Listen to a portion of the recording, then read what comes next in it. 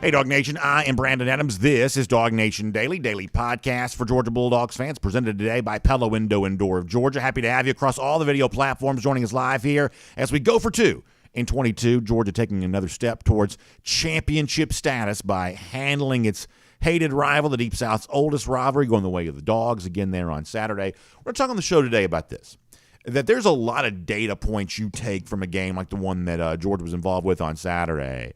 I think the correct response to what we saw is certainly to feel way more positive than not. Now, we're going to get into the good, the bad, and everything else in between from the game, because a long 60-minute football game with 11 guys on the field on both sides of the ball throughout the entirety of the game, you're going to create lots of opportunities for lots of discussion points, and the Georgia-Auburn game is no different. But on balance, on par, Georgia's actually in pretty good shape here through one half of the regular season being done. We'll explain why that is, and we'll also not shy away from the areas in which Georgia needs improvement there too. And if you can, stick with us for the full show today. Before it's done, I thought Stetson Bennett on Saturday, stepping away from his own performance and his evaluation of the Georgia offense, thought he said something really, really mindful about kind of how we should all maybe approach. Those of us who kind of wear the Georgia gear and cheer for the team to win, about how maybe we should all approach this over the course of the rest of the season. These are good words. I don't think you should miss them. We'll do that with you before the show is done. John Stinchcomb stops by today there as well. We are just loaded up. SEC was really fascinating away from Georgia on Saturday too, and we're kind of getting ready for some of that there as well. So we're going to cover every base the way hopefully only we can. It is DawgNation Daily, the daily podcast for Georgia Bulldogs fans. It's presented by Pella Window and Door of Georgia, and it begins right now. Today's episode of DawgNation Daily is brought to you by Pella Window and Door of Georgia, viewed to be the best. Presented by DawgNation.com. This is DawgNation Daily, the daily podcast for Georgia Bulldogs fans. Here's your host, Brandon Adams. I'm going to say something, and it might surprise you, but I have thought long and hard, and this is my true, authentic opinion, and I believe I'm actually right about this. I think in terms of evaluating Georgia and its chance of repeating as national champions, which is its goal, or as we say it around here, go for two in 22. I think in terms of evaluating Georgia along the way towards that goal before the season is done, the Auburn game might have been the most positive result for the Dogs all season. Now, that's not necessarily something you're going to hear in other places, nor is it necessarily something you're going to hear from Georgia coach Kirby Smart. But nonetheless, I still believe that's true. And let me kind of walk through and talk about why here for a moment. First of all, I just want to kind of begin with this because it's a follow-up to what we said on Friday's show.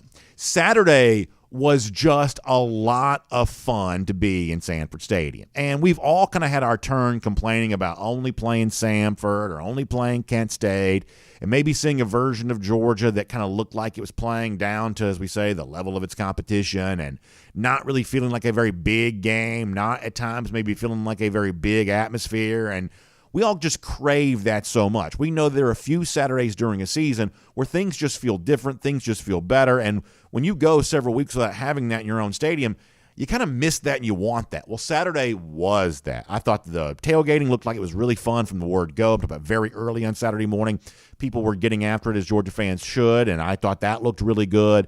And then they brought that atmosphere with them into the stadium. The weather was obviously pristine. I don't think you could have gotten better weather than you got for the game against Auburn. And I thought the crowd, as we challenged them to on Friday, remember this, on our show on Friday, we said, hey, Kirby Smart last year in October credited you with 10 points in that game against Arkansas. And what we asked on the show on Friday was, how many points will you be responsible for on this particular Saturday? What kind of atmosphere, what kind of energy can you create for this particular Saturday? Well, for those of you who were there, I think you would acknowledge crowd was a big factor. This did feel like a really big game. I thought it was really, really fun to be a part of all of that. Just a really good time. And before we kind of get into the stuff between the white lines, let me just follow up by letting Kirby Smart praise you for the job that you did between the hedges on Saturday. Here's Kirby. I'll start with thanking the fans. I thought the atmosphere was great. I knew right when I came out of the tunnel, and I looked up in the rafters, and it was packed. I knew that Auburn was going to be in for a tough time from the crowd standpoint, and a team that had not played on the road, which is tough to do in the SEC. I thought our crowd impacted the game. I mean, that's a great pull quote from Kirby. I looked around, and I realized that Auburn was going to be in for a tough time. And that's really fun. I mean, this is why we kind of like college football so much, because most of us will never coach the sport. Most of us will never play the sport at this level, but we still get to be a part of the story. Now, not me. I have to sit there like a professional in the, what do you call it, the press box, and just sort of sit very still and quiet. But the rest of you get to be a part of the story. You get to be credited with part of the win, and Kirby Smart did a great job of that there off the top of his post-game press conference, mentioning fans and the role they played in the game. But beyond that, beyond the fact that it just sort of felt fun to be there and felt cool to be a part of a really great atmosphere, there were two things that I thought you saw on Saturday that I believe will travel for Georgia over the course of the rest of the season. One of those is pass rush. And yeah, I know Georgia, I don't believe, was actually credited officially with a sack in the game. And some people take that as, well, that just goes to show you that the sack total is overrated. No, it's not. No, it's not. That's not what this goes to show you. If Georgia pressures quarterbacks for the rest of the season, like it pressured Robbie Ashford on Saturday, here's what I can promise you. Their sack total is going to go up dramatically in the remaining second half of the regular season, and certainly into the games that matter most. I thought Georgia pressured the quarterback way better on Saturday. Robbie Ashford's a good athlete. He avoided being sacked, but my gosh, how many bad throws and throwaways did he make simply because he was trying to do anything he could to avoid a sack? That's an example of the kind of pass pressure which will eventually result in more sacks. And frankly, it's the kind of thing I don't believe we saw against Bo Nix week 1 against Oregon. I don't think we've seen from Georgia maybe as much this season as I would have liked to, but you did see it on Saturday. I believe that can be a harbinger of things to come. And we're not Johnny-come-lately on this. We even said that after the Oregon game and the South Carolina game, where Georgia was obviously dominating these Power 5 level opponents in emphatic fashion, yet in those games, we did talk about what wasn't there. Hey, pass pressure not necessarily there. Getting after the quarterback, being aggressive in the backfield, you're not necessarily seeing that, and eventually you do. And the running game, not necessarily there either. More on that coming up in a moment. But we didn't necessarily see that a lot from the Oregon game and the South Carolina game. I think the correct takeaway was from some of those early September games against the Ducks and against the Gamecocks was, oh my gosh, if Georgia adds this kind of passing game to go along with what the program has typically done well, that's how good Georgia can be. But what we've sort of found out since then is it hasn't quite worked out that way. That what Georgia showed against Oregon, throwing the ball all over the yard, not really running it very much, it was a little bit of an outlier both in terms of what Georgia's been since then, but also the best of Georgia under Kirby Smart prior to that. That seemed to be a little bit opponent-dependent. Rookie coach coaching in his first game on the road, several thousand miles from home, as we predicted it would. That was all a big issue, and I think that created a scenario for Georgia that day where they could be stellar by looking like something different than what their established blueprint has been, and maybe the South Carolina game was a little bit of that too. But on Saturday, you saw Georgia, I thought, and you can go back and watch our DawgNation postgame show, and several other Georgia fans kind of spoke to all this there as well. You saw Georgia look a lot more like what we think Georgia's supposed to be. Nobody wants to be 3 yards in a cloud of dust, and nobody necessarily wants to be a run-first, run-always offense, but you do have to have the rushing attack. If you want to be elite offensively, you have to have the elite rushing attack because Georgia simply does not have the personnel to be the best passing team in America. That is not a possibility that exists for UGA. They will not be the best passing team in the country, but they can be among the very best offenses in the country if they pair what they do well with the passing game with being elite in the running game. And on Saturday was kind of the first time all season long you've seen Georgia really kind of even take any step towards being elite when it comes to its ground attack. And that's one of the reasons why, in addition to the pressure you saw defensively, that I sort of thought this was actually probably the best day on balance for Georgia so far this season. Now, when it comes to the rushing attack, Kirby Smart wasn't necessarily praising it as much as I am, so let's be fair and balanced here and let you hear the other side of the coin on what Georgia did on the ground from Kirby in that post-game press conference. This is Kirby from Saturday. It was good. I mean, I still think there's inconsistencies. There's things we miss on, we miss a couple. We miss a block here. Guy runs through. A couple times backs just made people miss. We had a 3rd and 2 that we didn't touch anybody, and Dejan made 2 people miss. But it was much better at the line of scrimmage. We played more physical at the line of scrimmage, and I thought that we wore the other team down, which, the environment was a little different too. It's just the heat wears on defensive linemen, and some teams have more they can use and some teams don't. It's really funny to me, a few times this year in which I wasn't happy with the rushing game at all, Kirby Smart in his post-game press conference talked about how happy he was with it. And on this game, when I thought the rushing attack really looked like RBU-style football from Georgia, Kirby kind of goes the other direction. He has a tendency to zig when some of us are zagging and then zagging when some of us are zigging, and I guess that's his prerogative, and you can kind of decide who's right and who's not when it comes to stuff like that. But for me, on Saturday, Georgia, I thought, made a statement that it can bring the rushing attack back into the story again and add that to what it has the capability of, at least, of doing well through the air, and something that becomes a pretty powerful team if you can add those things there together. Now, when I'm saying all this, here's the one thing I can hear some of you shouting back at your device, whether it be, however you're connecting with us on the show today. Here's the one thing I can hear some of y'all say. Well, what about Stetson Bennett? What about the passing game? Trust me, we're going to get there. We're going to talk about what Georgia didn't do well on Saturday. I promise you that. We're going to spend a few minutes on that coming up in just a moment. I promise you we're going to get there. But here's the way I think you ought to be thinking about Saturday's game. For those of you who run your own business, something like that, think about this as a ledger. Think about this as a profit loss type deal. Think about this as sort of debits and credits. Think about this as sort of a good side and a bad side. When you add up everything that happened for Georgia on Saturday, putting the struggles of the passing game on there very prominently on the list of things that weren't good enough.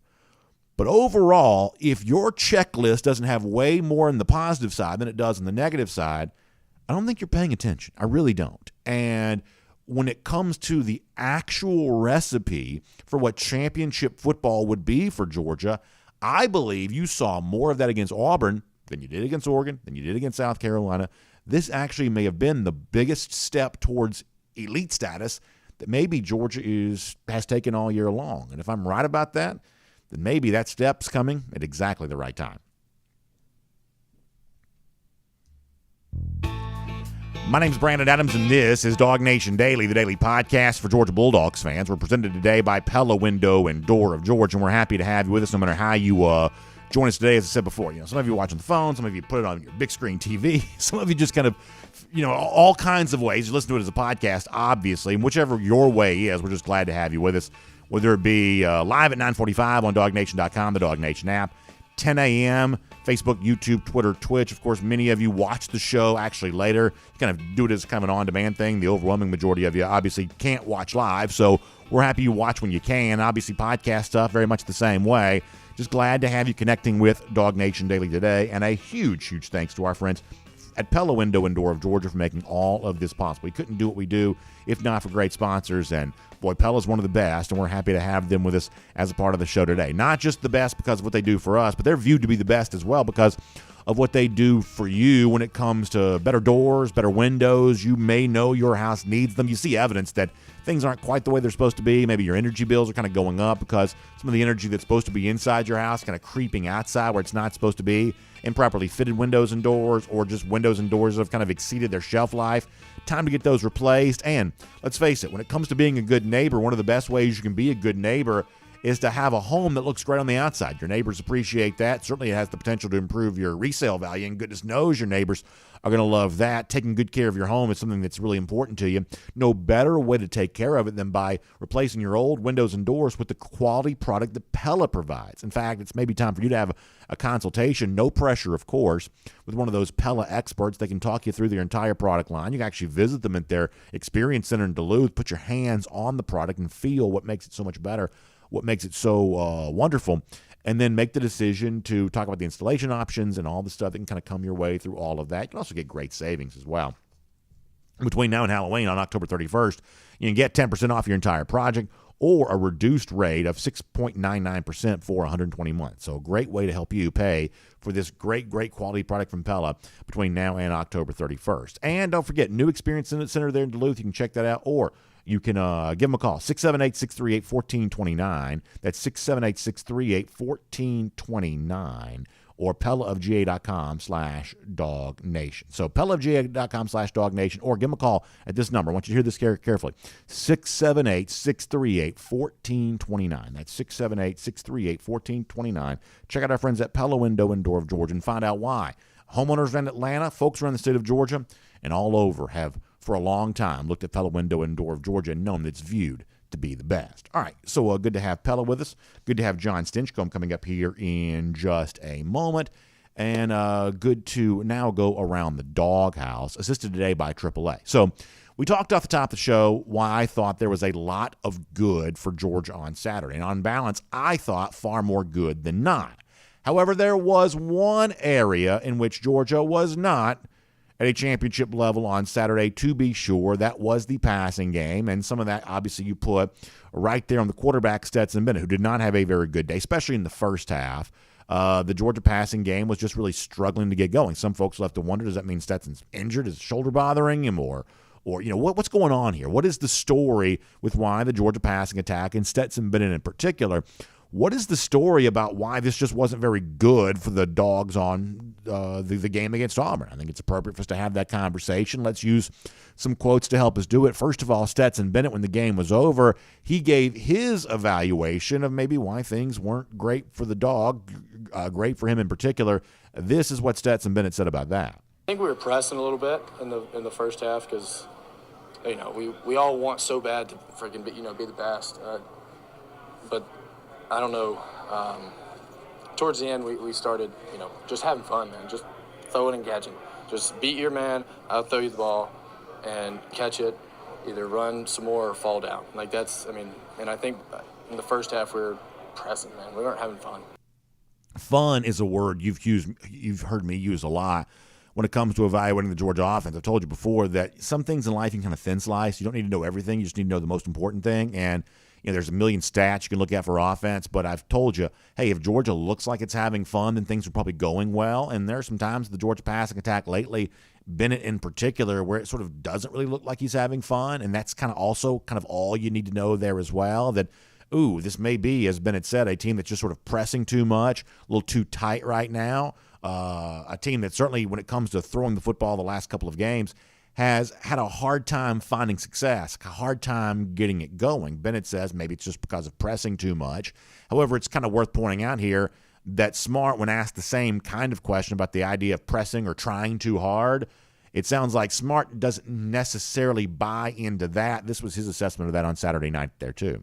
I can't define it if somebody's pressing. Certainly not clicking the way we'd like to. Some of that falls on a little responsibility on everybody. We take turns having lack of execution. And when you play really good teams that score lots of points, you can't do that. You got to value every possession. And we didn't click. When we click, we roll. And then if we don't get started, we tend to dry out. We had several 3-and-outs where it was like, was that a wasted opportunity? We got to get first downs, change the field position, be explosive. And some of that has to do with some injuries and some guys being dinged up. But some of that has to do with Stetson. He knows he's got to continue to play and play better. And we got to arm Stetson with people around him. He's got to have guys around him that can really help him. You can't be one-dimensional and be explosive. There is zero doubt in my mind that what Smart is saying right there is true. Georgia has to be better throwing the ball than it was on balance on Saturday, especially some of the struggles very early in the game. It just sort of has to be better than that. Now, here's the appropriate way to have this conversation. Obviously, if you're really connected to sort of dog fandom online, sometimes you see a different version of this, but the appropriate way to have this conversation is to kind of contain it within the present tense. What happened on Saturday needs to be better. Now, some people want to take this as a referendum on what happened in the past. I've been trying to tell you for a year, Stetson Bennett ain't no good. Obviously, that's kind of a toxic viewpoint on this. Nothing about what happened for Georgia on Saturday is a referendum on something that's happened in the past. Pretty clearly, Bennett's credentials and his accomplishments stand up and speak for themselves. Nor is any of this any kind of accurate prediction about what's going to happen in the future. If that were the case, then all the people who were telling you a year ago, well, Georgia ain't never going to win a national championship with Stetson Bennett at its quarterback. Well, clearly they've already been proven wrong on that. So the same people who want to tell you now, Georgia can't beat Tennessee playing this way, Georgia can't, do whatever, playing, this way. Folks have already proven you they're incapable of making accurate predictions because they failed to predict correctly a year ago how well Georgia played in the future. So what's going on with Georgia right now when it comes to throwing the football isn't about the past. The past has already been decided. It isn't about the future. We can't know good, bad, or anything in between what will happen in the future. But in the present tense, Georgia is not playing with its passing attack, Bennett in particular, as well as it could certainly on Saturday, and as well as it needs to. It has to get better than this. There was a point last year you may have said the same thing, and guess what? Georgia did get better. Georgia threw the ball really well in both of its playoff games, for instance, against both Michigan and Alabama. And improvement is kind of once again needed if Georgia wants to be where it can be at the end of the season. The biggest issue for me was there were chances at big plays on Saturday, and they were just missed. Brock Bowers had a wide open touchdown. Bowers showed you his ability to kind of extend himself and get green, sort of green grass between him and a defender, get some daylight between him and a defender. And Bennett just missed him and had a chance to hit Blad McConkey on a really deep touchdown too. And maybe McConkey had a chance to make that catch, but the truth is it was not a good throw by Stetson Bennett. Just sort of missed him. And once again, Kirby Smart didn't really hold back in his evaluation of those moments in which Georgia could have added more big plays to its ledger on Saturday and just didn't do it. Here's Kirby after the game again. Yeah, I was frustrated on any of them, right? We had Brock on one and Ladd on one, and then they brought up field pressure where he had Oscar late, and he was a little high on it, and Stetson will be first to tell you he missed those. We got to get rhythm, and we got to help him. We got to be able to do those shot plays in practice, and you hit any one of those three, and all we're talking about is how explosive we were. We got to try to hit some of them. Yeah, so I like Kirby Smart saying that, but I would also add to this the same thing I said after the Missouri game the other day. What did you see really positively from Stetson on Saturday? He had the 60-plus yard touchdown run. Do you know how hard it is to create an explosive play of that magnitude? And do you know why it was capable of being created? Because Stetson Bennett's a really good running quarterback, and he also had a hole the size of Oconee County to run through. But Stetson Bennett is a good running quarterback. That's one of the most important facets of what he brings to the table. So one of the things I do wish Georgia would do more is when he's having those passing game struggles the way that he clearly was on Saturday, let him run more. I mean, this is what we've been told is kind of a differentiating factor between him as quarterback and maybe other guys. So showcase that more. Use it more. And I thought that's Terrence Edwards. Once again, I'll invite you to go back and watch our DawgNation postgame show from Saturday. But I thought that Terrence Edwards also brought up a really good point, too, where he said, hey, I actually like to watch Bennett throw the ball when he's on the run, too. This is not just running quarterback, running for those positive yards, but it's also running around and keeping plays alive and keeping defenses off balance there and throwing when he's on the run. Terrence, who obviously knows more about this than I do, was saying that he thought that Bennett actually became a better passer when he was on the move, something that might be somewhat counterintuitive, but in Terrence's perspective, that's what he sees going on there. So to get back to the word that Bennett used a moment ago, let's make it fun for Georgia. Part of the ways that you make that fun is showcasing what makes Bennett different. He's good with his legs. He can run for touchdowns. He's got a rushing touchdown in all but one Georgia game thus far this season. And he's also kind of good when he's on the move. That's the rhythm that Georgia offensively seems to thrive on. I think it's the responsibility of Todd Monken, the responsibility of Kirby Smart to get Bennett into that kind of stuff more. I mean, here's the overall bottom line. Georgia is not going to be the best passing team in America. They don't have the quarterback for that. They don't have the wide receivers for that. They are not going to line up and just air attack you all day long. Yes, they did that against Oregon, but Oregon's not sniffing a competition for the college football playoff. I'm not quite so sure that game's all that relevant for Georgia's largest overall pursuit. That the ceiling for Bennett as a passer is good quarterback. To his credit, he is a good quarterback. I don't think anyone can deny that. But Bennett, I believe, has the potential to become a great player when you add his good traditional quarterbacking skills with his obvious athleticism. When you pair those two things together, that makes him a very, very dangerous player. And Georgia, I think, just needs to unleash more of the athleticism. Let Bennett be Bennett. Let Bennett do more of what he did on Saturday, running for a long touchdown. Let him get on the move, create that element to the offense. When you've got struggles in the traditional passing game, I think it's your responsibility to be somewhat non-traditional. You've got a non-traditional quarterback, so lean into that and get more out of that. But there's no doubt, bottom line, on a day that on balance was very good for Georgia, Bennett was not as good as he needs to be. The responsibility kind of rests with him and rests with this Georgia offense to sort of fix that going forward. And what we saw a year ago was they played well when they needed to, and we'll see if that same path is traveled here in 2022 as well. That is Around the Doghouse. And it's assisted today by our friends at AAA. And on a weekend like this, I'm driving around a lot in Carrollton for high school football, in Athens on Saturday, back home again late Saturday night. When I'm driving like that, or when my family's driving around without me, you better believe that we're all really glad to have those AAA membership cards, because that gives us some peace of mind in case something goes wrong while we're on the road. But Also, AAA is there for you when things go wrong when it comes to your insurance there, too. You have an issue with your house, got a claim there, or you got an issue with your automobile, claim there. AAA, from an insurance standpoint, is also something I want you to really think about when you think about AAA. You can switch and save on your auto insurance with AAA and put a lot of money back in your pocket, and also a great satisfaction rate there, too. Those who are getting the auto insurance through AAA have given AAA a 93% satisfaction rate. So clearly they're doing something right if that many folks are that happy, and they're also potentially putting hundreds of dollars back in your pocket just for making the switch. So you need to find a branch near you to talk about all the options that are available when it comes to auto insurance through AAA. So call this number, 833-718-2075. That's 833-718-2075.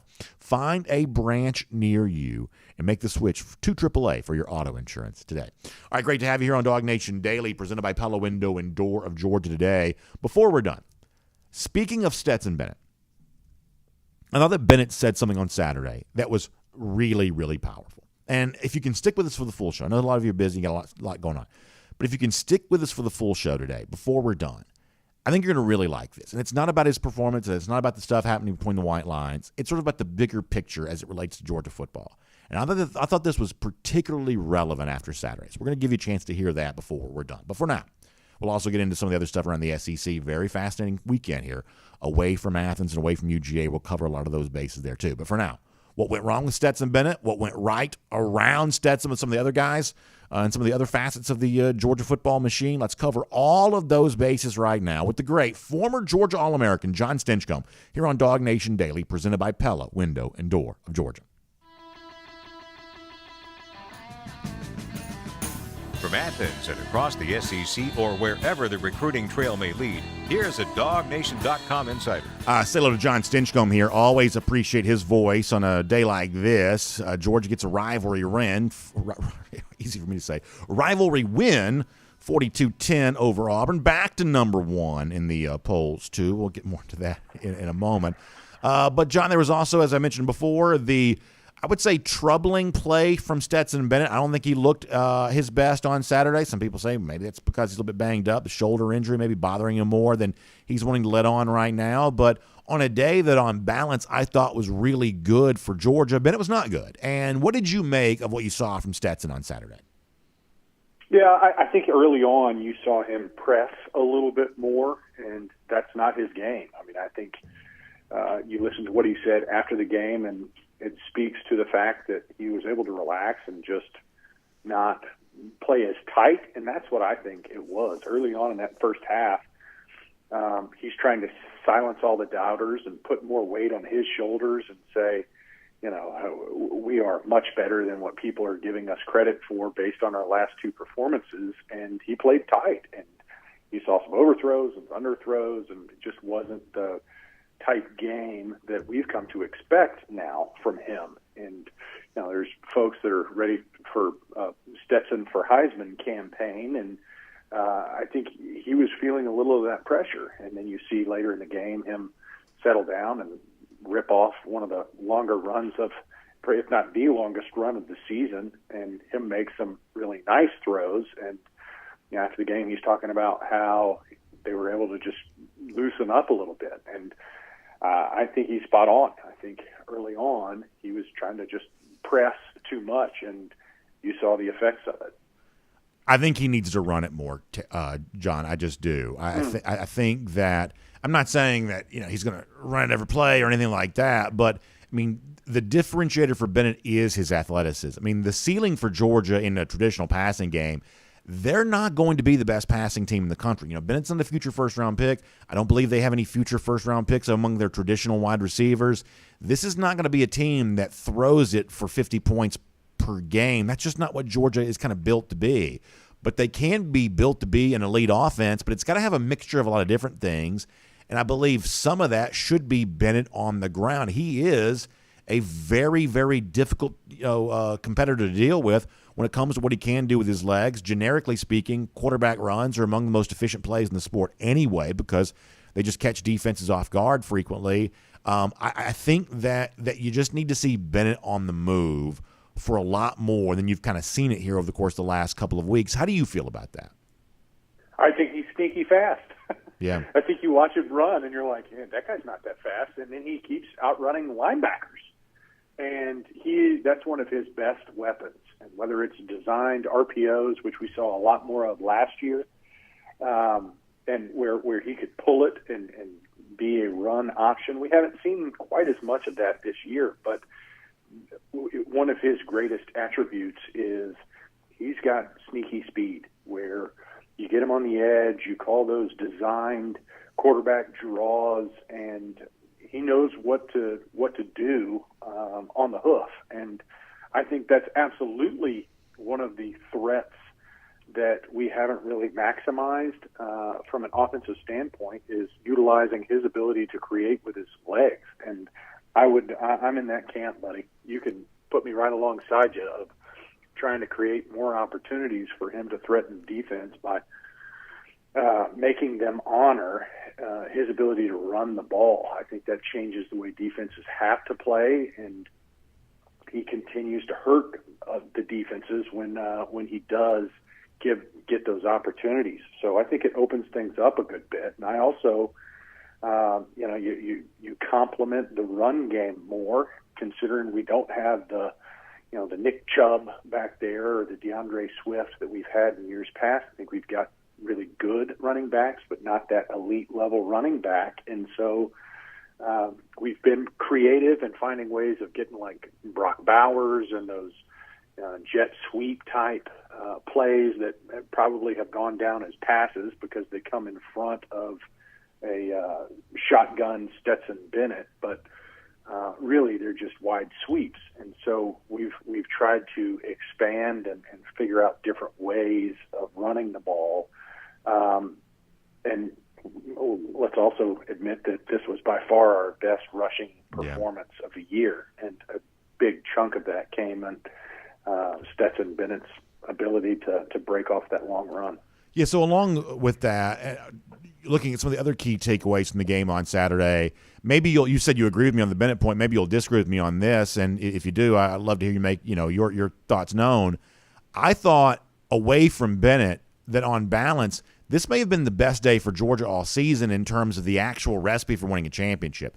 You got to run the ball better than you had coming into Saturday, and on Saturday, Georgia did. I thought the traditional rushing attack with running backs being aided by the offensive line, that looked like Georgia to me, John. And defensively, I know they didn't officially sack Robbie Ashford, but if you chase quarterbacks with the relentless pressure that you chased Ashford all day long, I can promise you this, the sacks are going to come for Georgia. That sack total is going to come up. I thought this was a very aggressive-looking defense. This, to me, is what Georgia football is. It's some throwing the football. It's some running the ball. It's a lot of truly elite, aggressive, dynamic defense. And on Saturday, you sort of had everything but the passing attack. And I'll take that halfway through the regular season. I thought Georgia played a dominant game against a bad team. I thought they made them look exactly as bad as they're supposed to look. And for me, on balance, this may have been the most predictive game of the season in terms of where Georgia can be when it's all said and done. Is that taking it too far in your mind?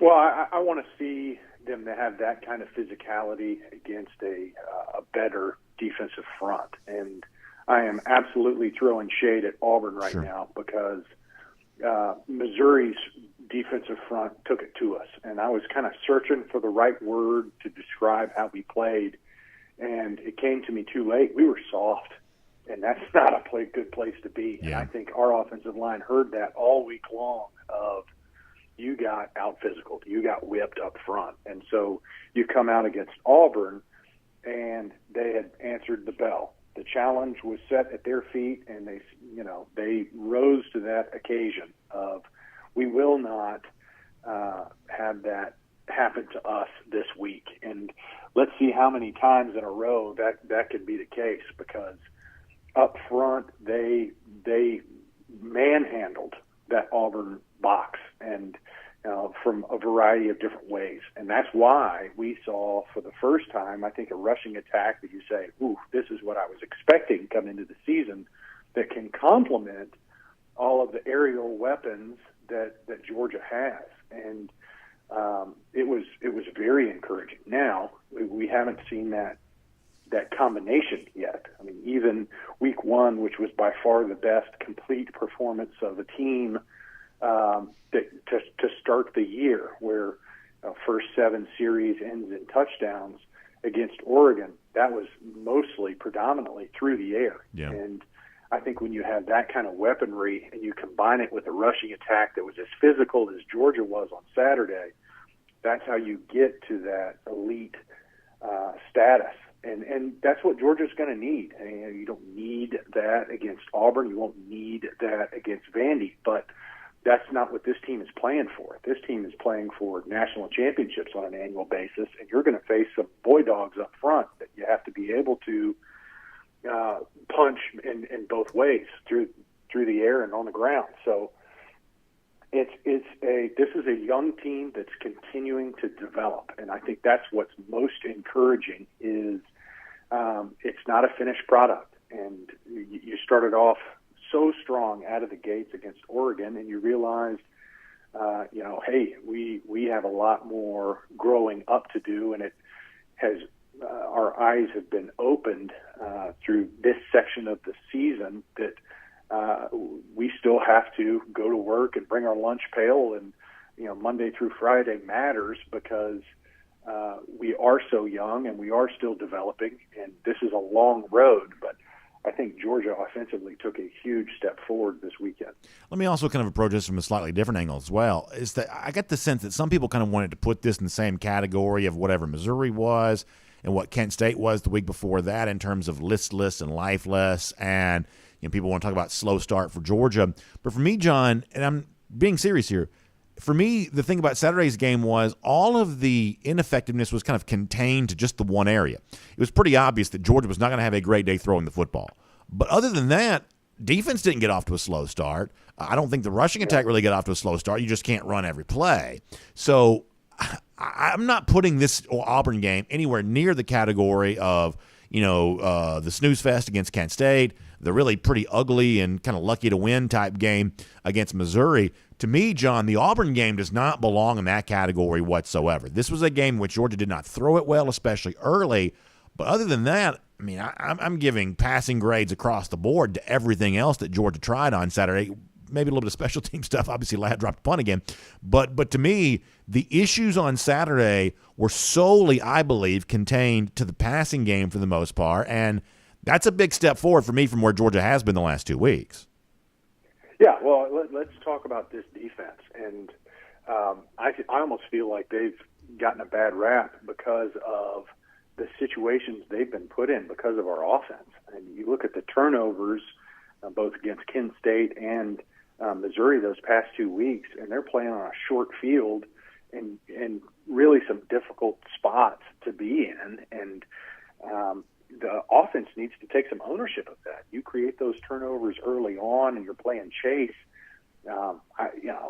Is the defense what it was last year? No. Are they still really, really good? Absolutely. And they were relentless again on Saturday. So the numbers may not be as reflective of what I see on the field, but this defense is a really, really good group. And that drop-off that everyone was expecting from last year's historically good defense to this one, I don't think has been nearly as dramatic. And as young players, which, heck, you lose that many to the NFL and the transfer portal, you're going to be relying on a lot of new faces. As these young players just gain experience, they're only going to get better. And I think that's what's so exciting is, recognizing that you've got some special, talented guys that are young and still wet behind the ears, Malachi Starks and Mike Williams and, just really across the board guys that are young that continue to make plays and recognize that their best days are still in front of them. I think that's really exciting. I'd also throw out Warren Brinson. I thought had one of his best games of his career on Saturday. So you're starting to see guys just develop and recognize their opportunities and plug in and pour in when they get the chance. So I think this defense has done a lot of the work and carried the water for this team especially these past 2 or 3 weeks, and looks to be every much a part of a winning recipe as anything as you go forward in this season.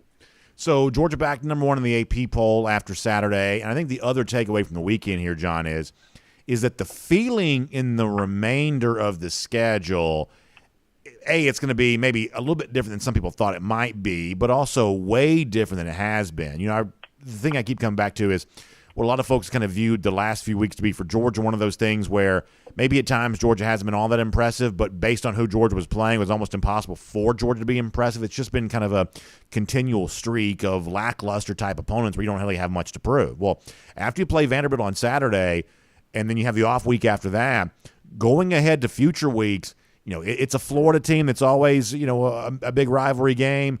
Suddenly, Mississippi State has the potential to be a really big atmosphere and a lot of attention being paid to what might be a battle of 2 pretty highly ranked teams. Obviously, the Tennessee game has the potential here in Athens to be very big, one of the bigger home games that maybe Georgia's played in quite some time, especially given what could happen third Saturday in October coming up here this weekend. I think as Georgia kind of gets back to number 1 in the AP poll, the other thing, John, you're left to conclude is that while we haven't seen Georgia in a lot of sort of like marquee-style games here this year, end of October, going into November, there are going to be a lot more bigger games on the horizon for Georgia, it would seem. Oh, yeah, and I'm getting excited, and I think I'm not alone in this, and obviously you're right in that same camp with me, that the end of this season is really setting up to be a fun one, and I think it comes at a good time. I would hate to have seen a sneaky Mississippi State team or Kentucky team, especially not Tennessee, these past 2 weeks, the same time we met up with Kent State and Missouri, and we're not playing our best ball. And I think what that's done is given us an opportunity to, recognize there's still a lot of work left, but our ceiling is as high as anyone's in the country. And so how can we get up to speed across the board in all aspects of the game in preparation for those? And I think that's what we're witnessing is a ramp up and a development of a young team, and it will come down to a pretty exciting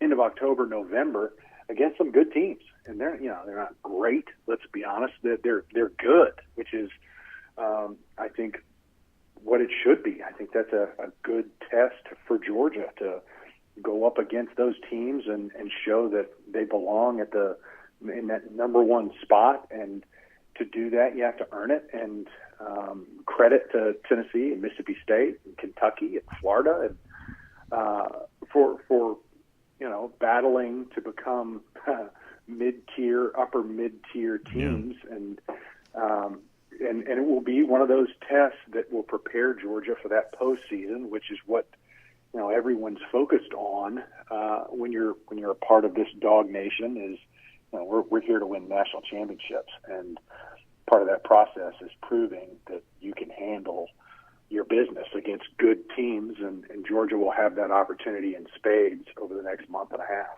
John, great stuff. Thank you for being here on DawgNation Daily, presented by Pella Window and Door of Georgia today. And as you said, I'm just like you, looking forward to what's going to be a great stretch of games for the Dogs coming up here soon. The meat of the college football season is almost upon us here, so we're looking forward to that and can't wait to talk to you about it. And thanks for being here to talk to us about always fun beating Auburn in the Deep South's oldest rivalry. We appreciate your opinions on that too. Oh, isn't it great? I love it that Auburn is so far off their game. Oh, my gosh. It's a basketball school now, so that's a good thing. But I appreciate it. Thanks for having me on, BA, and go Dogs. Thank you, John. Let's take a look around the rest of the league. This is SEC Through. Yeah, hard times for Auburn indeed, and we'll talk more about that in a moment. I'll also say this, just to kind of follow up on what John was saying. Not only is he looking forward to these big games, not only am I looking forward to these big games, I think Georgia's probably looking forward to them too. This is a team that I think we're in kind of an age now in which big players, big-time players, want to validate themselves by playing in the biggest possible games. There is a competitive fire for that. I think that Georgia's going to respond to that as these games come around. And to the average fan, some of these games on the Georgia schedule now appear to be much bigger than they may have at one point in time. More on that in a moment and more on that throughout the week, but at least that's something to consider. Also, let's consider this. Cruising around the SEC, courtesy of Royal Caribbean. I continue to hear from so many dog fans who plan on joining us for that great cruise experience coming up in April, and so many of you the same way are looking forward to your own Royal Caribbean cruise vacation, whether it be late 2022. Some of you kind of thinking about that bye week coming up. You may have some cruise travel planned there. Early 2023. I like winter getaways just because I don't like winter. So anything I can do to stay away from the winter is exactly what I'm going to try to do. So planning a cruise kind of away from the away from the bitter cold. Now, Georgia doesn't get quite as cold as it gets other places, but it gets colder than I want it to be. So all the more reason to be on a Royal Caribbean cruise ship, because it's always beautiful in the Bahamas and the Caribbean and the places that these Royal Caribbean ships sail to. It's always beautiful there 12 months out of the year. So you better believe that that is where I'm going. And we want to see you in April as well for our DawgNation cruise. Jessica Slater is a great travel agent. She has been specially selected for us by Royal Caribbean because we need a great agent to book all the staterooms that we're booking to be on board Independence of the Seas, leaving out April 24th from Port Canaveral, going to Nassau in the Bahamas, Perfect Day, Coco Cay. You got to have a great travel agent because we're just booking these things left and right. And so we got to have somebody like Jessica to help us do that, and she's terrific. So she's actually made a website. You can learn more about the DawgNation cruise. It's royaldogs.com, royaldogs.com. You can find out more about that. You can also give her a call, 770-718-9147. That's 770-718-9147. Ask her your questions like, hey, BA said this is fun. Is it really going to be fun? Why is it going to be fun? What are we going to be doing? She'll tell you about the great things that you can do on board a Royal Caribbean cruise ship, but also the special DawgNation events too. So she's got you covered on all that. So make sure you reach out and speak to her there today. All right. In a moment, as promised, I want you to hear something really good from Stetson Bennett. And I think it leads us to, like, I don't know, maybe kind of an evaluation of how all of us kind of view Georgia football. I think we'll do this here in a minute. We're not going to do it for really long because I don't think it requires doing it for very long, but it's at least worth considering. We'll do that before we're all said and done. For now, though, a lot of very interesting results from college football on Saturday. The Alabama-Texas A&M game on Saturday night was more interesting than some folks maybe thought it was going to be. A&M had obviously been struggling coming into the game, but they gave Alabama and its Bryce Young-less offense everything that it wanted on Saturday and had a chance to win the game late. And then everybody's going to be talking about this final sequence of the game where they're pretty clearly trying to get the football to Evan Stewart. It looked like Stewart may have been held, interfered with. It was also a terrible throw by Haynes King there, and it ends up being the final play of the game, and Alabama beats Texas A&M. And I was kind of thinking about this. There is pretty clearly no love lost between Jimbo Fisher and Nick Saban, even though they've kind of made nice and put all this behind them publicly. Privately, it's pretty obvious that Saban wanted some measure of revenge against Jimbo Fisher. And he didn't get it in tune of a 50-point win or anything like that. But in terms of really kind of tightening the screws on Jimbo Fisher, I actually think this result may have done more damage to Fisher than another kind of game potentially could have. And I'll tell you why. You may have heard folks saying, and Nick Saban's even talked about this a little bit too, that on that final play, Jimbo could be overheard saying, Stewart, throw the ball to Stewart. That's what they wanted to do there. Basically, this is how predictable the Texas A&M offense is, that they're calling out the receiver they want the ball to go to. Alabama's obviously ready for it. It wasn't a very clever play call. It was an awful throw. And by the way, Jimbo Fisher does himself no favors. You may have heard him say, in terms of excusing away the game, hey, you got to realize we're playing with our backup quarterback.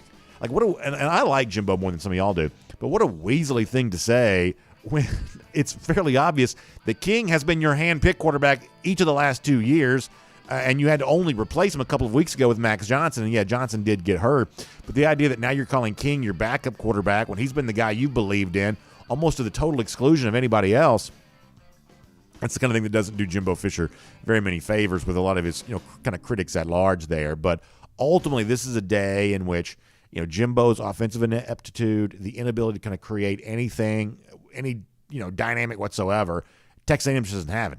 A-Chain's a really good player. They're obviously still playing pretty good defense, even post Mike Elko. At least better defense than not. But having a chance to win that game late against Alabama, and they just can't dig deep and do it. They're just not capable of doing it. On the flip side of that, Tennessee makes a pretty big statement on the road at LSU on Saturday. I feel pretty comfortable talking about the Vols, though, because we've made a pick on the record about every big Tennessee game thus far this year, and we've nailed every single one of them. We've had a very good handle on what Tennessee is. And Saturday, for me, was really the first time all season long that Tennessee exceeded expectations. And some of this is just related to the fact that we think that LSU, total frauds. We said that going into the game against Auburn. We didn't trust them there in that spot, and they were lucky to win. Coming back home, this is just not the kind of team that's capable of putting any kind of pressure on anybody right now. Now, Tennessee, to its credit, won by even far more than the expectations were, but this is really the first time this year Tennessee's done that. They didn't meet expectations against Florida a couple of weeks ago and only barely met the expectations on the road at Pitt in the other sort of marquee-style game they played. So now, third Saturday in October, they get ready to host Alabama on Saturday. And this is going to be a one-way street this week, folks, and you already know it. Everyone is going to be lining up behind the Vols to finally break that streak. First of all, not even a streak in terms of beating Alabama, although that's a very long one. You're talking about a streak of just sort of playing a top 10 type matchup. This is the first top 10 matchup of any kind Tennessee has played in since 2016, ironically also against Alabama. So prepare yourself for this now. It is going to be a one-way street of praise and hype for Tennessee. And I'm telling you right now, that is a simp take. That is potentially, once again, too much too soon. We're going to have a lot of thoughts about Alabama, Tennessee throughout the week. Just know that. But just be very prepared to hear a lot of hype for the Vols in this game, and at least prepare yourself for the possibility that all angles aren't being fully considered as that discussion is ongoing. Now, the team that Georgia beat on Saturday, Auburn, what's the future of Brian Harsin? I have been a believer for a while that Harsin will be fired in season. Saturday's game, I think, only substantiates that even further. Now, do you do it after the Ole Miss game on Saturday because you have a bye week coming after that? Maybe that's the possibility, but I do believe the boosters that want Harsin gone and have wanted him gone since he was hired, eventually they'll get their way. Harsin will be removed from his duties, and then you're kind of left to wonder, where does Auburn go next? Because this is pretty clearly not a talented roster. The boosters have wanted Kevin Steele, former DC, now at Miami. Maybe they'll get their wish. Maybe that's what they'll do. But I kind of found myself thinking about this. They're going to have to make a push for better assistant coaches. They've just got to have more guys that know the landscape of the SEC. It's one of the reasons why they need Mike Bobo as their offensive coordinator, and Harsin's inability to get along with guys like that, one of the reasons why he's going to be one of the biggest failures in SEC coaching history. They're just going to have to bolster their staff. They're going to have to get better assistants. Would not surprise me at all if they make a big run at a guy like, say, Del McGee. Would not surprise me at all if they make a big push, towards that. Does McGee want to go back to his alma mater? I don't know. But in terms of spending big on bringing back guys who know what Auburn's kind of supposed to be, at least in their mind, and guys that can leverage the kind of the high school communities around that, it's almost more important to me the assistant coaches that Auburn hires next, more so than the head coach, because of all the failures at Auburn, it's the personnel failings that are probably the most substantial. There just aren't very many guys on that team that could play for teams like Georgia or teams like Alabama or other teams in the SEC. This is just a very, very soft, weak, unimpressive roster, and a lot of recruiting failures have had to add up in order for that to be true. I'll also briefly mention this. We'll probably do more tomorrow on the funny Shane Beamer response to what Mark Stoops said about him a couple of weeks ago. But we kind of told you that Kentucky's a total fraud. And I know Will Levis didn't play in the game on Saturday, but I've also been telling you for a while, Kentucky's not any good at all. They're just not. And even without Levis, not being able to stand up at home against South Carolina is sort of the only proof that you need of that. That can still be a tough game on the road for Georgia later on this season. But in terms of actually being a competitor in the SEC East, this was always a work of fan fiction. It's just not real. It's just not true. And if you can't beat South Carolina, even that your starting quarterback, then you don't belong in the conversation whatsoever. Kentucky's not one of the 25 best teams in the country, nor am I sure they ever really were. So we kind of told you that Kentucky was frauds, and now you sort of know that for a fact. On the other side of that, though, Mississippi State's pretty good. They really are. And this was always looking to be a dangerous game for Georgia in November. And now it may have like the hype to go along with that. I mean, Mississippi State's got a pretty good looking ranking next to their name right now. They handled an Arkansas team that also didn't have its starting quarterback on Saturday. Not quite the way I expected that one to go down. But nonetheless, Mississippi State, very impressive in taking care of business here.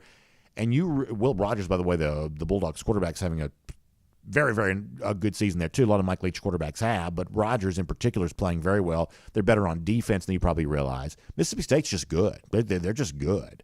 So this is a tough game for Georgia when you play it in November, and the game's going to probably have a lot more hype around it when it is played than you would have imagined when you started looking ahead to this stuff way back in the spring and summer. So we'll definitely be talking more about that, including, by the way, more on that tomorrow there as well.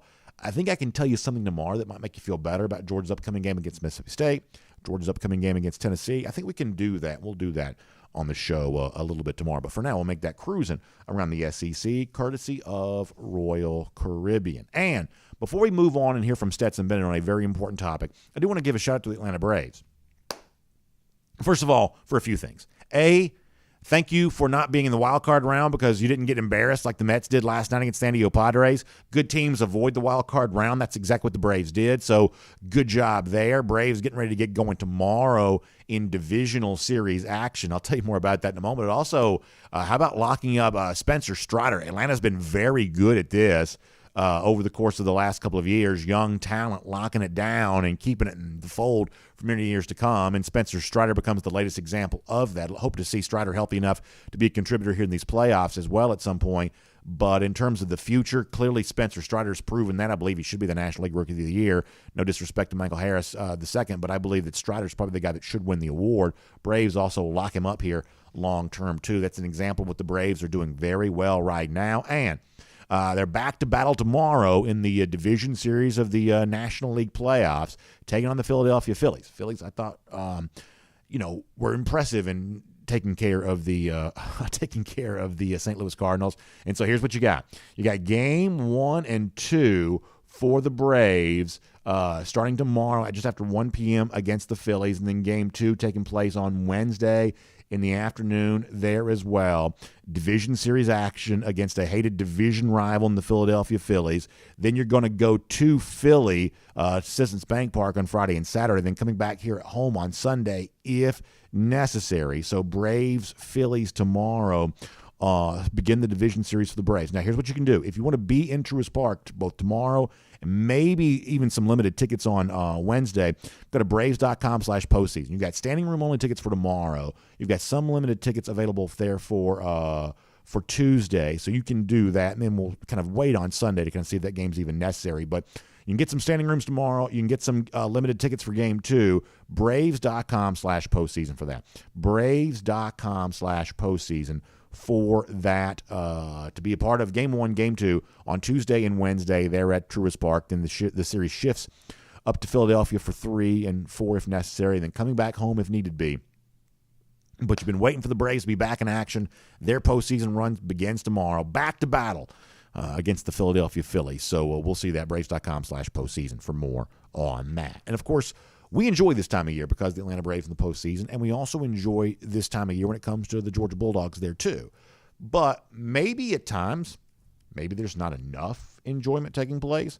Maybe for some people there's this temptation to kind of take it to too negative of a place or get kind of wrapped up in stuff that ultimately is kind of a peripheral issue and kind of an intramural squabble more so than stuff that matters the most. Sometimes you sort of see that from some Georgia fans, or maybe even sometimes see that from Georgia players themselves. I thought that Stetson Bennett on Saturday had something very interesting to say along these lines in terms of, as we've kind of laid it out for you today, Georgia gets a 42-10 win over one of its most hated rivals in Auburn, and a lot went right for Georgia. Some stuff went wrong. And how do you process all of that? How do you make sense of a game like this? So many different data points to consider. Well, I thought that Stetson Bennett had some interesting words on this topic on Saturday, both in terms of how the team views this, but also as maybe a little bit of a model for how we should all kind of view some of this kind of stuff too. Listen to Stetson Bennett from Saturday. I think we got to do a better job about that. I think we do let people tell us how we should feel about a 42-10 SEC victory against Auburn. Yeah, we got things to enjoy it, man. Like, what do we do? We got things to clean up, but that's football. We're not going to be perfect, and we should want to be, but I don't think we should kill ourselves if we're not. I got things to get better, a million things, but we just beat Auburn. They got a good football team, and we beat them pretty good. So I think we should be happy and just keep getting better. If what Bennett is saying is true for himself and his team, then trust me when I tell you that's quadruply true for all of us who are not on the field playing or on the sidelines coaching. That on balance, I think the response from DawgNation to a game like that against Auburn should be overwhelmingly positive. And I believe actually for the most part it probably is. Here's the thing I'm going to tell you. And you can believe me, you can not, you can ignore me if you want to. Obviously you have the freedom to do whatever you want to. I think that some people are getting drawn off sides by the way in which the conversations about Georgia football online poorly reflect the Georgia conversations that happen in person and face-to-face. I'm just telling you, there are two different worlds. That they really are. And listen, I'm not telling you not to go online. I love social media for Georgia football. I love message boards for Georgia football. I love all that kind of stuff. I'm constantly racing online to see what Georgia fans are saying. The good takes, the awful takes, everything else in between. I can't get enough of any of it. I love it. But here's the one thing I try to do. And this may sound corny and hokey, but this is maybe I'm just sort of corny and hokey as a dude. I guess I probably am.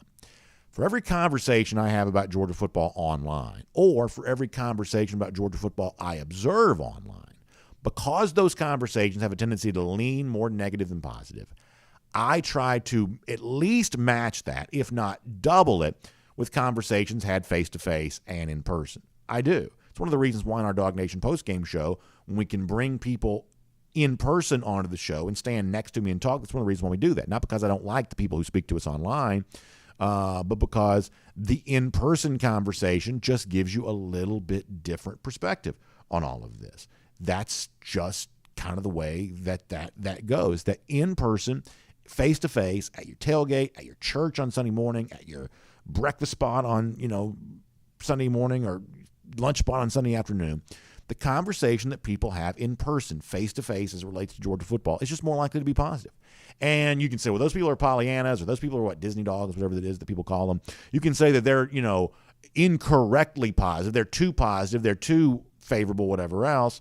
But the same thing could be said about the folks online who are maybe too negative or whatever the opposite of Disney dog is. Maybe those people are too much the other direction there too.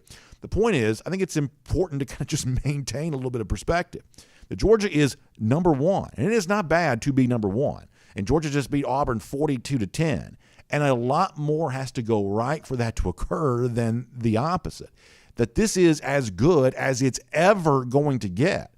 And that if you can't be happy enjoying this, then you just can't be happy. And that's something you probably ought to work on. So in the case of Stetson Bennett, I'd listen pretty closely to what he said. Don't let anybody tell you how you should feel about a 42-10 win over Auburn. Celebrate it. And yeah, him in particular, he needs to get better. But there's also a half of a regular season left to do that, and there's also a standing track record that Georgia got better when it needed to a year ago. So DawgNation, I believe, should be all smiles. Not because everything's perfect. Things will never be perfect. But things are great, and Saturday was another example of that. All right, so with that in mind, let's give you a couple of golden shoes, and hopefully that'll put a smile on your face there as well, including starting with this one, a lot of folks having fun here. By the way, speaking of Stetson Bennett, who kind of showed his jets on the way towards a touchdown on Saturday. Was it 67 yards? How long the run was? I'm going to date myself with the reference because I know exactly who this is. Frank Palumbo says, ladies and gentlemen, how about Mr. Jetson? Not Stetson, but Jetson, as in the Jetsons cartoon. And Stet certainly turned on the Jets on Saturday for that long touchdown run. And Frank looks good here, kind of putting Stetson Bennett on the body. Is that George Jetson? Is that who that is, the former cartoon star, George Jetson? Admittedly, I did grow up watching the Jetsons on Saturday morning, so I know what that is. So good stuff from Frank there on that. Also, our buddy Mad Dog weighing in, too. We were told that Auburn had the chance to demolish Georgia. That's obviously a laugher. Mike the Mad Dog says when you fantasize about demolishing Georgia, but in reality, they're no threat at all. You see Godzilla on the one side. You see a hairy dog holding a Godzilla-style stuffed animal on the other side. The difference between fantasy and reality. Very good stuff from our buddy Mad Dog. Very well done indeed. Also, speaking of another hated rival, how about our Gator Hater Updater? Georgia handled business against Auburn on Saturday, and Florida looms, and we'll remind them that their ineptitude knows no bounds. 5,023 days. That's how long it's been since they have won a national championship. And their countdown continues towards beatdown. How about 19 days from right now? Georgia back in Jacksonville, beating up on Florida again. That is our Gator Hater Countdown. We will see all of you on DawgNation Daily, presented by Pella Window and Door of Georgia. Back here again tomorrow. And on video, time now for the R.S. Andrews Cool Down. R.S. Andrews, the one you turn to for your air conditioning, heating, plumbing, electric needs. They show up on time. They do the work that's promised, the price that's promised. You can trust them on all of that. So here's what we're going to do. We'll take your comments across all platforms, your thoughts on everything we saw, the good, the bad, everything else in between, from Georgia and Auburn on Saturday. Love to do this on a Monday, and we'll do that with all of you right now. I have YouTube pulled up, so I'll kind of begin there here. Let's see what else. Paul Moon going back to that pass rush. Connor Hill's bringing this too. Paul saying they don't think we got any sacks, but Ashford was running for his life. Connor Hill was kind of referencing sort of the same kind of stuff.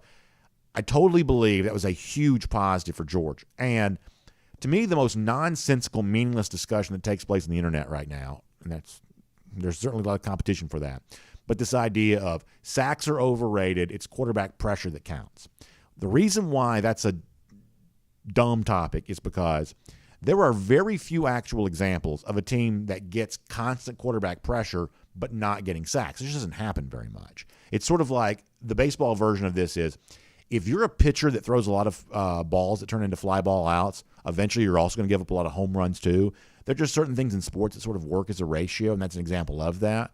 If Georgia for the remainder of this season gets as much quarterback pressure as it got on Saturday, trust me when I tell you, the sack total is going to go up, up, up, up, up.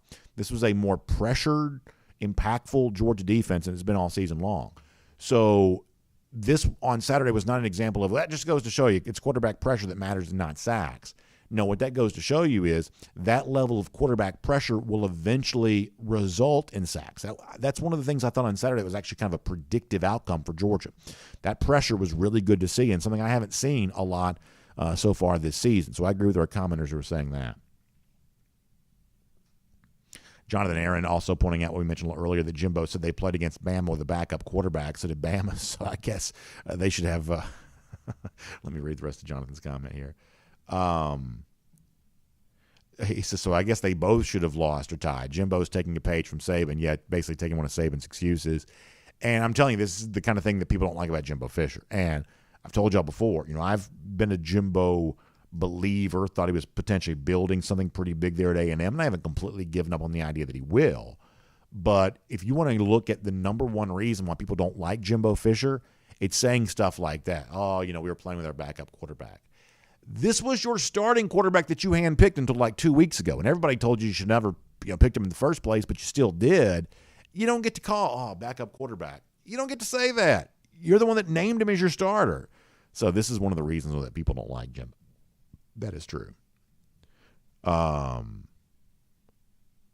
Kirby's visor says Billy Napier is still making bad calls as a coach. Terrible clock management, too. I'll admit, I didn't see any of Florida, Missouri on Saturday. Didn't see any of the game. So I don't really have much of an opinion on that. Kirby's visor says they've got the receipts against me. Yeah, listen, some of y'all are going to use them, and you're going to be correct to do so. Let me get Dimitri Sullivan, who says, do you think the team played more for Stet last season, but this season more so taking on his calm, relaxed identity? Well, first of all, I don't think that Stetson looked all that calm and relaxed on Saturday. I thought I think he even said himself he was probably pressing a little bit. Let me try to give a good answer to this question. I think that Georgia is just less about quarterback than most teams are.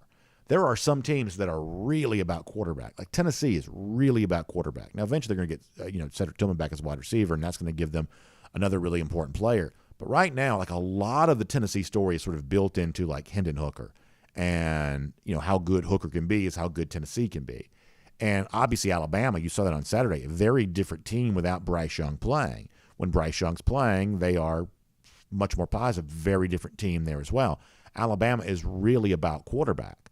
I just don't think that Georgia is quite as much about quarterback as some teams are. Now, quarterback still has outsized importance. It's still the individual most important position in football, but it's just less a part of Georgia's overall story than most other teams are that kind of live and die with how well their quarterback plays. Georgia is just less about that.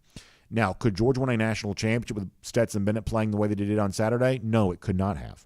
It won't, and it won't do that this year if that level of play were to continue. But does Georgia need Bennett to be as good as Bryce Young or as good as Hendon Hooker for Georgia to win the national championship? No, last year's proof of that. I think one of the things that people have a hard time processing with Bennett is he is a good quarterback. Not great and not, average, mediocre, below average, bad. He is a good quarterback. And so what that means is that Bennett is going to kind of fuel at times both sides of the debate. I've told you before, I'm a Bennett supporter by and large, but given a chance to completely render the discussion moot about how good he is, Bennett has left that door open. He has fueled his critics at times, Saturday being another example of that, and the latest example of that. But on the flip side of that, Bennett has also played well enough, often enough, that he has clearly leapt beyond the threshold of good. Orange Bowl's proof of that. National championship game, proof of that. He even had some pretty good moments in 2020, frankly, that I think, kind of stand as proof of that. Bennett, I think, has clearly proven himself to be a good quarterback, but Bennett's not a great quarterback. He's not. He's a good quarterback. And I don't think you have to apologize for being good and not great. I think that good is also good enough. Last year is sort of the clear example of that. So ultimately, you have to have a certain level of play from Stetson Bennett, but Bennett is just less consequential of a figure for Georgia than other teams who are going to be solely dependent on how well their quarterback plays. So hopefully that's a decent answer to an interesting question. Scott Boland says, I think that Stetson Bennett is insightful with his comments. He is refreshingly honest. Yeah, I really think Bennett has interesting things to say. I do. And you can always watch this with the Stetson Bennett press conference. And you should watch all this stuff at DawgNation on the YouTube page because it is some really good stuff.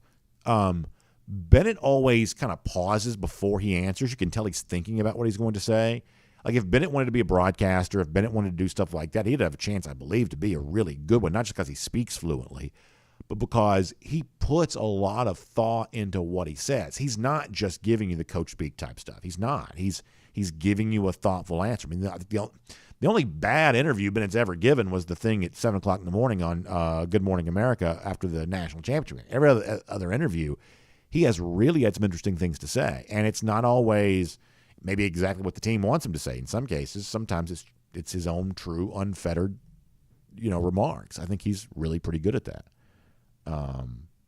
Alex Waller says, I like this. Stetson's a good quarterback and a great competitor. I think that's absolutely right. That Bennett as a traditional quarterback is good. Bennett as a competitor, boom.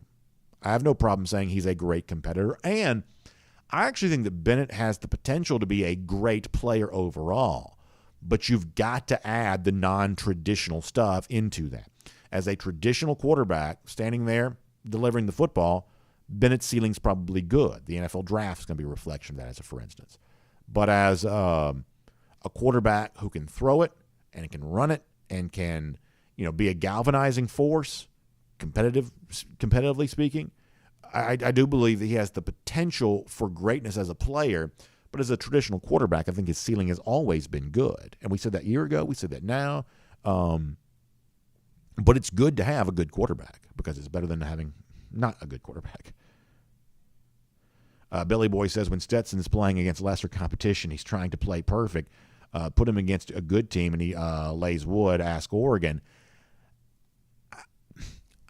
I think there's something to some of this. I saw somebody online this weekend say something to the effect of Stetson plays better when everybody's saying bad stuff about him. And there's a part of me that sort of thinks that's true too.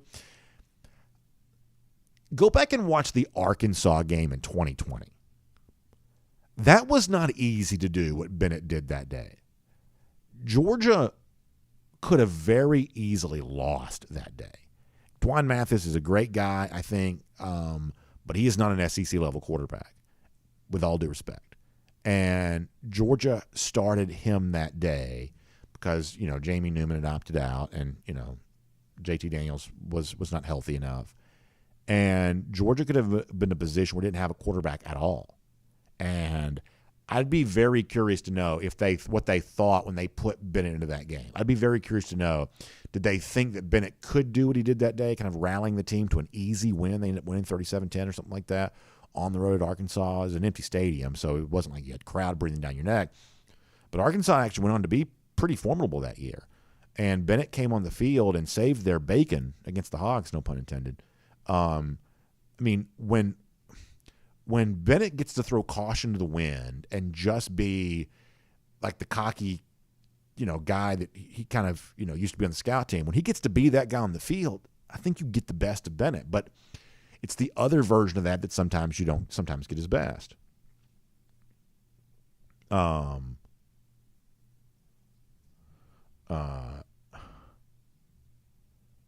Antoine and Dimitri talking about the Arkansas game. I'm telling you, go back and rewatch that game again. That was a game that Georgia very easily could have lost. It is.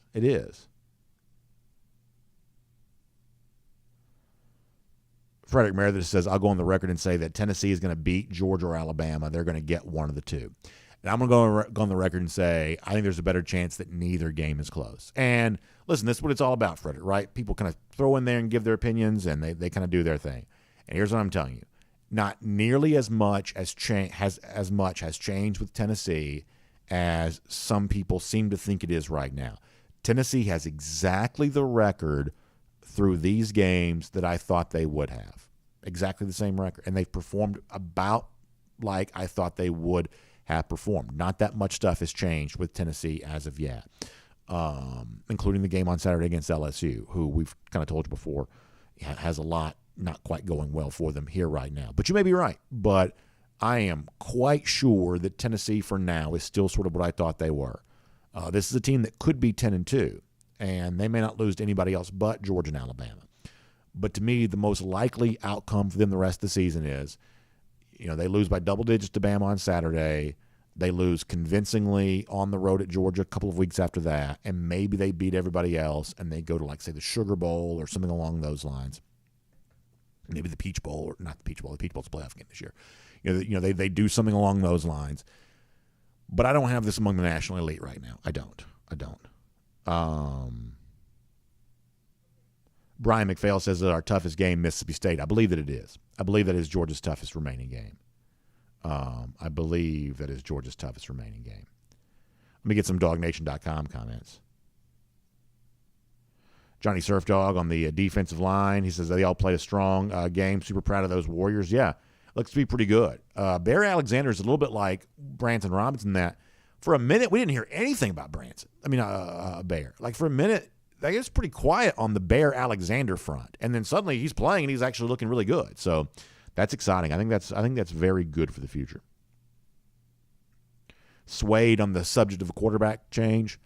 I'm just telling you right now, and this is kind of what Swade's alluding to. That's just not a relevant topic at all. It's just not a relevant topic at all. It's not a consideration. It's not a relevant. It's just not the kind of thing that anyone is thinking about whatsoever. JP says if Stetson Bennett's shoulder is really hurt, I'd love to start Beck this weekend and give Stet 3 full weeks of rest before Florida. If could be available if things go sideways. My worry is that Beck lights it up, we'll have another quarterback controversy. I can promise you that the reason they're not doing this with Carson Beck is not because they're afraid that he might light it up and create a quarterback controversy. I can promise you that's not the reason they're not doing this. I am quite confident that's the case.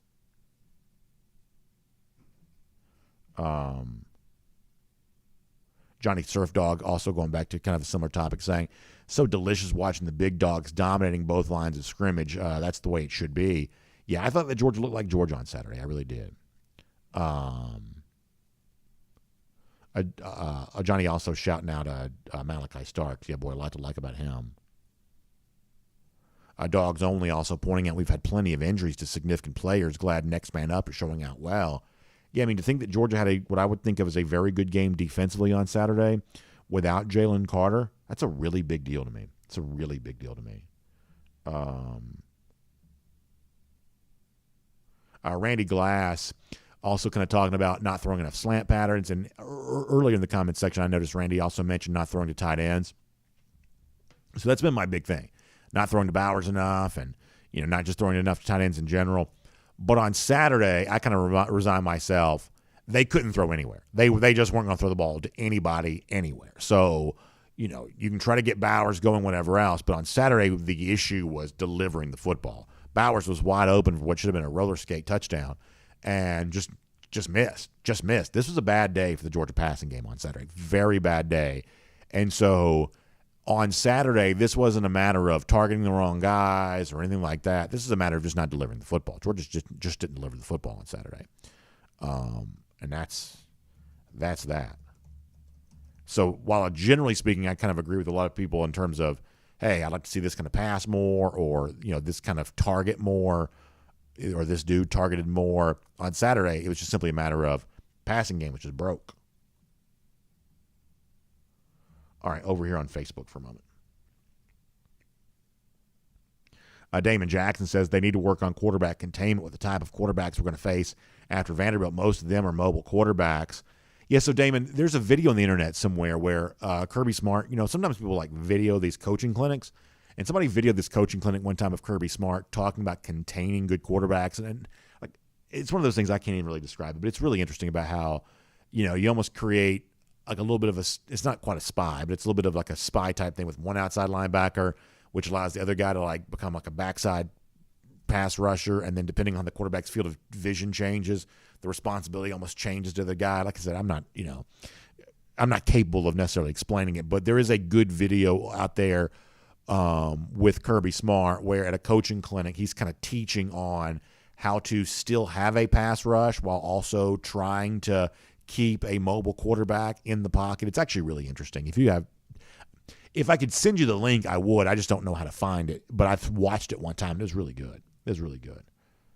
Ryan Walker, who did a good job on our post-game show on Saturday, pointing out that Dejon Edwards runs just like Terrell Davis. I'm telling you right now, that's high praise, but I thought that Edwards looked amazing on Saturday. And Ryan's right there in correct form, pointing out how praiseworthy Edwards' day was. I mean, he looked like a really good running back on Saturday. I love to see it. And I am a little bit biased when these Georgia guys get a chance to play for Georgia and do well. I just love it. And Dejon's a guy from down there in Moultrie, Colquitt County, and earned a way onto the Georgia roster, then worked his way up the climbing that ladder for playing time. I'm a sucker for those kinds of stories. I really am. And I love to see it. Ryan, that's a great comment. Thank you. Oren Chile asked a good question. He said, how would you describe the season that Nolan Smith is having? I'd say it's been quiet thus far. And I would say that, at times Nolan's been a little quiet with his Georgia career, but I've never gotten the impression that coaches are anything but satisfied with how he's playing in terms of their own evaluation. The whole idea of the eye of the sky doesn't lie. I think that Nolan has always graded really well for them, and I think he's kind of always done his job. He clearly was a huge factor in stopping the faked punt on Saturday, for instance. But I do think you want Nolan in November, moving into December and into January. I think you want him to be a little bit more noisy in those situations. I do. I think he's been quiet, and I think from Georgia's perspective, they'd say probably effective. But the best version of Georgia requires Nolan to make a little more noise than he's made thus far. I think that's probably the way I would answer that. James Crump also pointing out that Branson Robinson was 2 yards away from 100. Yeah, I like Branson Robinson a lot. Greg Childers also talking about Dejon Edwards' running style, which I also really like there too. Alan Hampton says we need to get all the crowd support we can versus Tennessee. Red out, ultra loud. Remember well the last time they upset us at home. Yeah, that was a 2016 game. Very painful for Georgia to lose that. I remember that too. It was awful day. And I think you're right. I mean, that's got to be one of the biggest Georgia home games.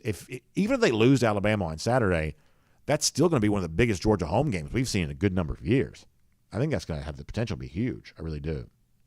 Sandy Price says being number 1 better than being number 2. Totally agree with that.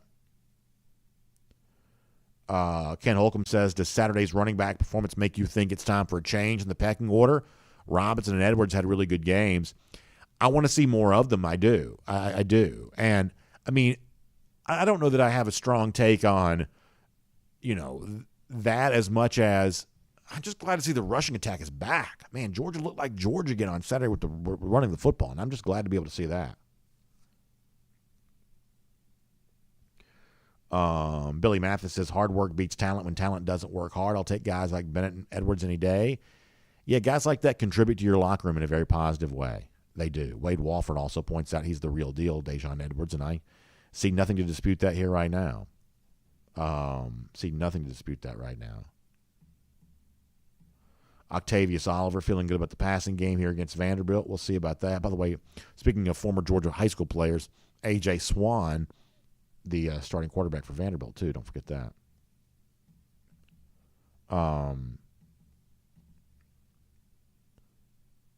Matt Rugavina saying that Branson Robinson definitely the guy we thought he would be. After Saturday, I think you're forced to conclude that I do. It was quiet on that front for a minute, but boy, not quiet after Saturday. Not quiet at all. All right, let's get some more comments here across the other platforms, and we'll get ready to wrap up here today. Let's see what else.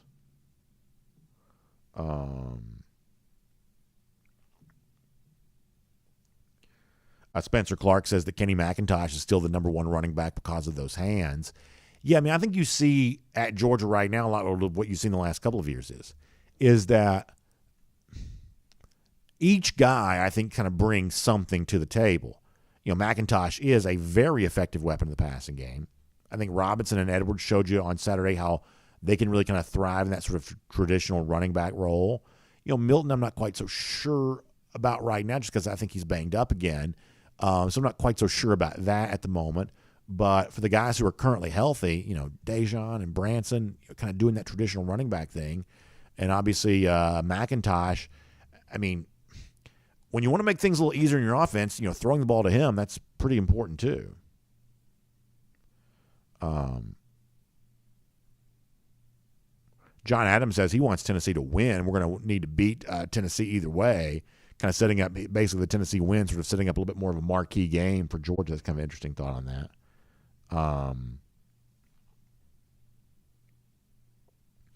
Let's see what else.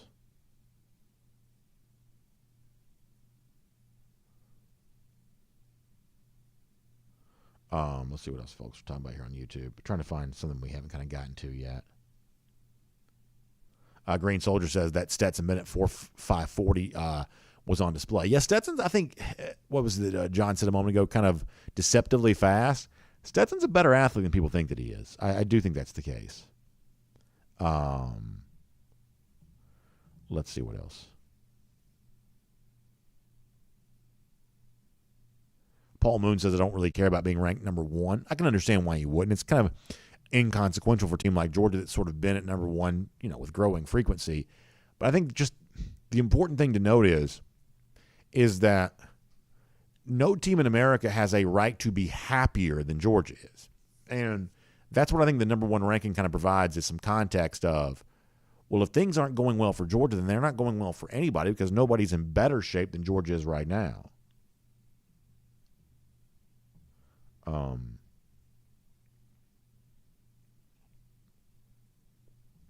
right, let's see what else.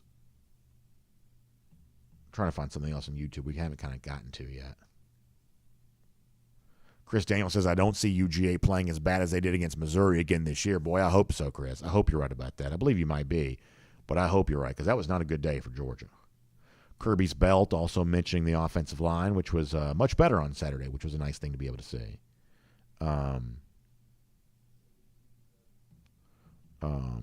Let's see what else.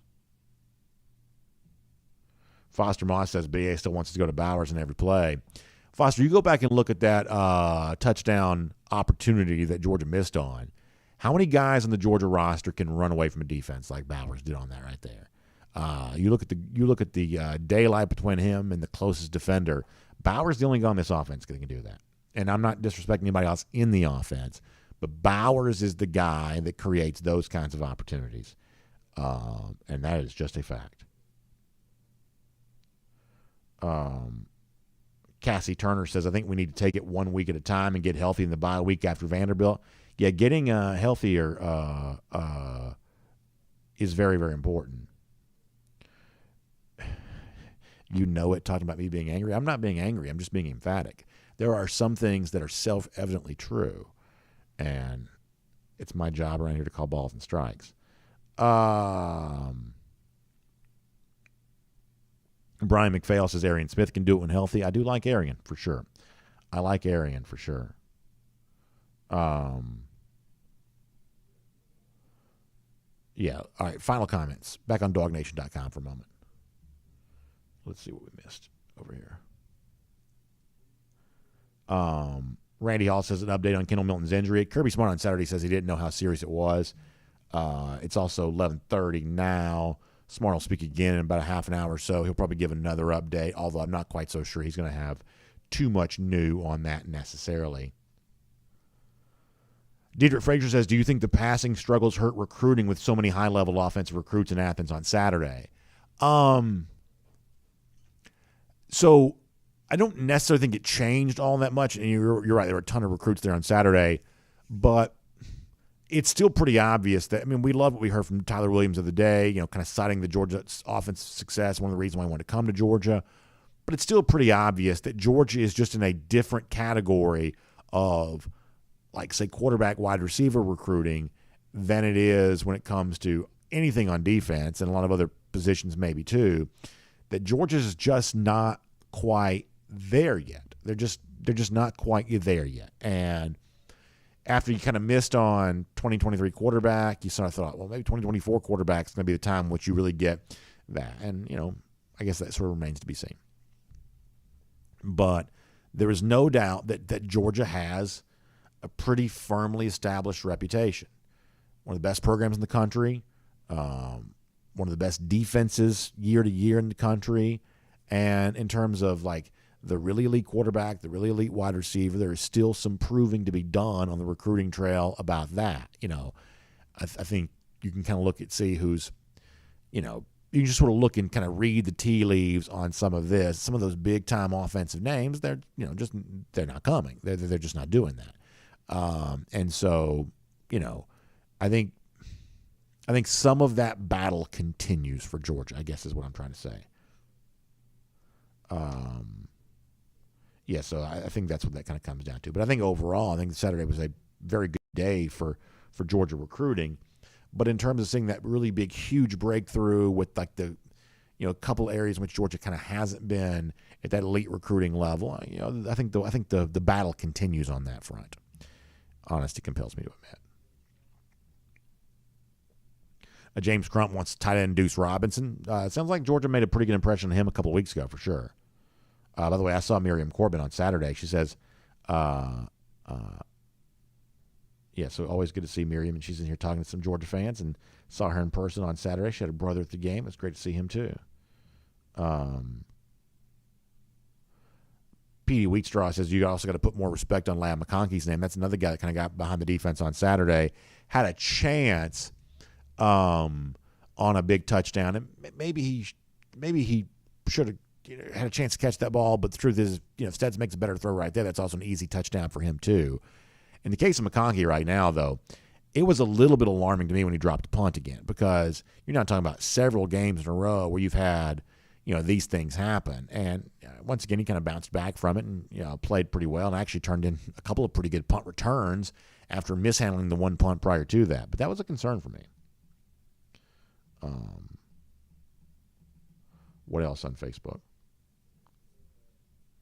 Brandon Pratt says, I guess A.D. Mitchell's on a milk carton. He's been close to coming back for a couple of weeks now. But, yeah, y'all got to understand something. Kirby does this all the time. This is Kirby Smart 101. A.D. Mitchell's just still hurt. And I know on Monday Kirby sort of pretended that he wasn't. But on Tuesday, if you listen to that, and more people hear the Monday press conference than the Tuesday press conference, but on Tuesday, Smart kind of dialed down some of that enthusiasm about Mitchell's return. He played a couple snaps, but he was not moving around very well. And at least to my eyes, he was. And I know Smart said his thumb was bothering him more than anything else. I mean, y'all, you can see it with your own eyes. I mean, this was not a guy that was just like flying up and down the field on Saturday. Mitchell is just not healthy. And hopefully in a couple of weeks he will be. That bye week could be very valuable for him getting ready for Florida, as a for instance. You don't really need him against Vanderbilt, but you'd love to have him versus Florida. But Kirby does this all the time. And I don't really think you gain a competitive advantage from this, so I don't really know why he's so, bought in on this gimmick. But A.D. Mitchell's just not healthy. He's just not. in uniform, and I think he played a small handful of snaps, but not healthy. Darius Brown also mentioned the Eric Gilbert thing. Gilbert was back in uniform on Saturday, but there's a big difference between, like, say, home games and road games. In road games in the SEC, you're limited to a 70-man travel roster. And so for right now, Gilbert's not really on that 70-man travel roster. Here at home, you're unlimited for the most part in terms of who you dress out. So you will see Gilbert dressed more. He eventually may play a home game at some point at time too. But Gilbert is still on the same journey that he's been on. And obviously I spent a lot of the summer sort of hopeful that what we saw on G-Day we would see during the season. But for now, he's got certainly it sounds like a lot of work to do away from the football field to kind of be back, fully healthy again from a mental standpoint. That's a journey that he's on right now, and that's more of a relevant story for Eric right now than what's happening on the football field.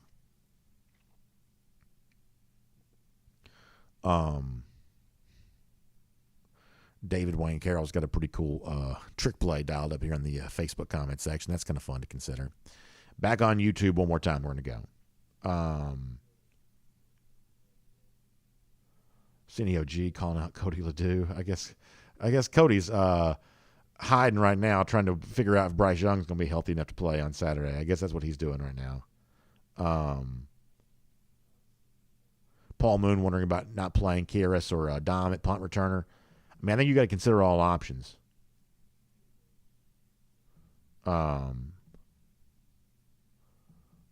Although he did kind of bounce back after the bad one.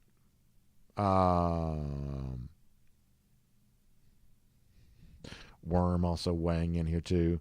Spencer Clark on the subject of Kamari Lastry. Yeah, it seems like Lastry's done pretty good. Seems like that. Cassie Turner says Georgia's got to be happy with where he is right now. Striving to be better is just the culture of the team. That's exactly right. Exactly right. Happy with where you are and striving to get better.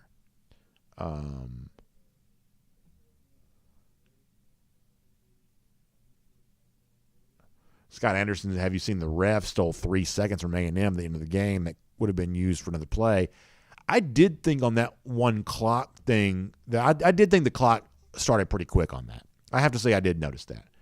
I thought late in the game that clock started pretty quick.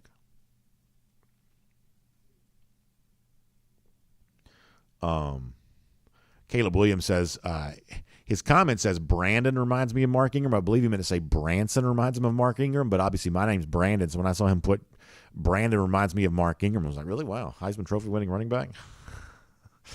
So that's funny. All right, we got to get ready to go. Jonathan Ayer will make this our last comment. He says, I feel good about our passing game if we can get it started against Tennessee. Tennessee's pass defense is trash. Your thoughts?